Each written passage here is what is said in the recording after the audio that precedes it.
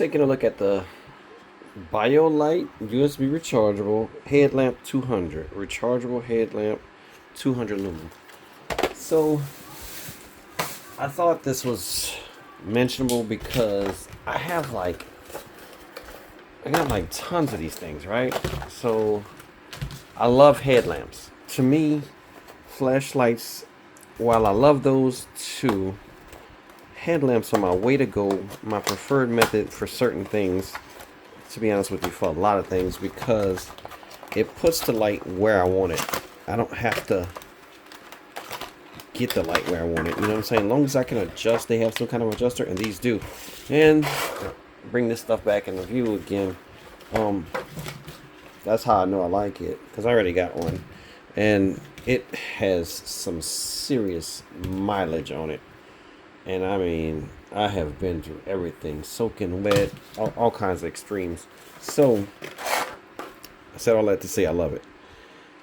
It still has micro USB, which is, like, this is a brand new one. Obviously, my old one is the micro, so I'm familiar with it.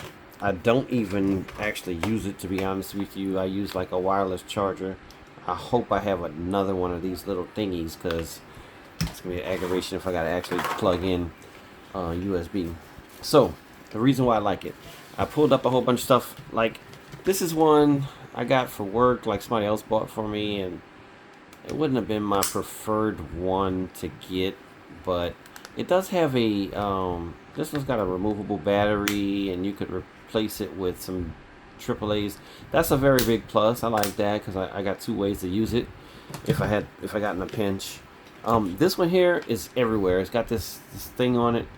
It's very cool. It's also got a spotlight. It's everywhere on Amazon and on eBay. Everywhere you look, that's the cheap stuff you could buy. I would say that this is a decent headlight for output and everything. I go through a lot of them for work though. Like, my guys break them all the time, or I don't know, lose them, whatever. But they're solid. Trust me, these are solid. And they're fairly sleek, to be honest with you. All you got is this chunk on the side. It's got this weird little hand motion thingy, but we're not really talking about this thing. But all in all, I still love this one more than any other one because of how lightweight and small and comfortable it is. So I decided to get another one because, like, it's something I use for work and everything else, and working on RC, everything I do, I use these for. So I just wanted to, like, let you know, like, if you're in the market for a headlamp, or if you do the kind of stuff that I do, and this is kind of something that you're interested in, just giving you a little input on it. So the headband is very, very comfortable. I sometimes have to reach up and feel to see if this thing is on, because I forget that I have it on. Now if it's hot, it does get sweaty around the band. You can see the other one has some mileage, and a lot of sweat that went through that one. So it is what it is on that. All headlamps are going to kind of have that same effect. But you push the button. There's all kinds of directions on what to do, but I really don't normally care about that stuff. Normally, like the one that I'm currently using, you'll push the button and it comes on. So once you get that kind of set up, you'll keep with that, unless you kind of make a mistake and press the button too long, because there's all kinds of other stuff you could do. So you press the button, and I don't know what the sequence is. It's probably that it's low right now, but I'll figure it out and then come back. There it is. As soon as you open the book, press the button for 8 seconds to unlock it.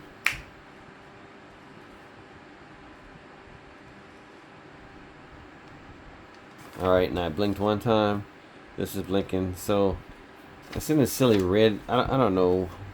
I just don't like the fact that some of them have the red light. Alright, so now I clicked it a few times and it's got to the bright light. Now you can hold it down. You hold it down, you dim it. And man, if you dim it, now that's it. It blinked. That's as low as it goes. Now if you hold it again, it's going to go all the way up and blink again when it's as high as it goes. I love that, because that way I can hit it again and kind of lower it a little bit. And if you put it on high, it doesn't last very long. I'll give you that right off top. It's usable. It's super bright. But I would say lower this to the point where you can see what you need to see. And usually I go all the way to the lowest point, because this thing is so bright that it's good enough when you're working on something to see right in front of you. So then, like, yeah, both of those are next to each other. Maybe my old one might not be as bright as this new one, to be honest with you. But I'm going to lower it. Yeah. See how low it is? And this was this one on its lowest, right? So they do degrade over time. So let me hit it again. I don't know if I'm hitting it or not. There we go. Alright, so no, they're pretty close, I would say.